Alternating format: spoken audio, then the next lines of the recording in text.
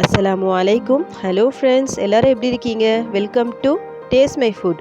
இன்றைக்கி நாம் என்ன ரெசிபி பார்க்க போகிறோன்னா, பருப்பை வச்சு சூப்பரான சிம்பிள் அண்ட் ஈஸியான அதே டைம் ரொம்ப டேஸ்டியான ஒரு சட்னி எப்படி செய்யலாம் பார்க்க போகிறோம்.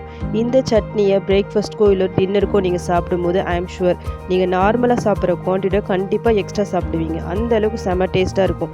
நீங்கள் பேச்சுலராகவோ இல்லை ஒர்க்கிங் உமன் வேலைக்கு போகிறவங்களா இருந்தால் இந்த சட்னியை ஒரு 2-3 டேஸ் ஸ்டோர் பண்ணி வச்சு கூட சாப்பிடலாம், நல்லாயிருக்கும். இந்த வீடியோவை ப்ளீஸ் ஸ்கிப் பண்ணாமல் பாருங்கள். ஃபஸ்ட்டு ஒரு பேனில் கொஞ்சமாக ஆயில் போட்டு அதில் 1 கப் அளவுக்கு கடலைப்பருப்பு ப்ளஸ் 3/4 கப் அளவுக்கு துவரம்பருப்பு போட்டு நல்லா வதக்கிக்கிங்க. அது ஓரளவுக்கு கலர் சேஞ்ச் ஆன உடனே காரத்துக்கு ஏற்ற மாதிரி காஞ்ச மிளகாய் போட்டுக்கோங்க. நான் 6 மிளகாய் போடுறேன். அதே ஒரு 3 பல்லு பூண்டையும் போட்டு வதக்கிக்கிங்க.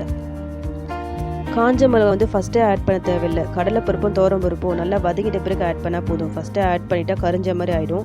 நெக்ஸ்ட்டு ஒரு 1/4 கப் அளவுக்கு தேங்காய் இந்த மாதிரி துருவி வச்சுருக்கேன். அது போட்டு நான் ஒரு மிக்ஸ் பண்ணிவிட்டு ஸ்டவ் ஆஃப் பண்ணிவிடுங்க. கொஞ்சமாக புளி நான் ஆட் பண்ணுறேன். இதில் தேவையான அளவு கல் உப்பு ஆட் பண்ணுறேன். இப்போ இது நல்லா ஆறட்டும். ஆற வரைக்கும் நம்ம வெயிட் பண்ணலாம். ஆறிட்ட பிறகு மிக்ஸி ஜாருக்கு ட்ரான்ஸ்ஃபர் பண்ணிக்கலாம். ஆறிடுச்சு, நான் மிக்ஸி ஜாருக்கு ட்ரான்ஸ்ஃபர் பண்ணிவிட்டேன். இப்போ நம்ம இதை அரைச்சி எடுத்துகிட்டு வந்துடலாம்.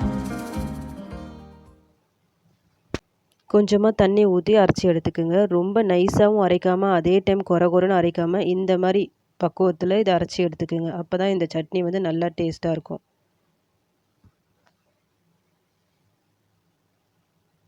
இந்த சட்னி அரைக்கும் போது உங்கள் வீடே நல்ல ஒரு வாசனையாக இருக்கும். அந்தளவுக்கு ஃப்ளேவர்ஃபுல்லான சட்னி இது.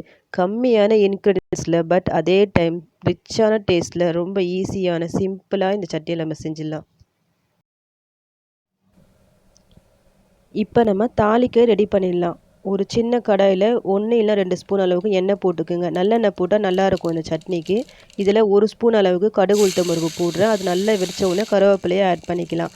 நெக்ஸ்ட்டு பெருங்காயத்தூள் கொஞ்சமாக ஆட் பண்ணிக்கிங்க. ஸ்டவ் ஆஃப் பண்ணிவிடுங்க.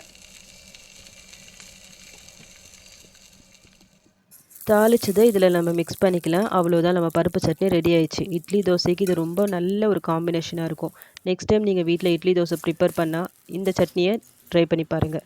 ட்ரை பண்ணி பார்த்துட்டு எப்படி வந்துச்சுன்னு எனக்கு கமெண்ட் பண்ணுங்கள். இந்த வீடியோ உங்களுக்கு பிடிச்சிருந்தா என்னுடைய சேனலை லைக் பண்ணுங்கள், ஷேர் பண்ணுங்கள், கமெண்ட் பண்ணுங்கள். மறக்காமல் சப்ஸ்கிரைப் பண்ணுங்கள். தேங்க்யூ.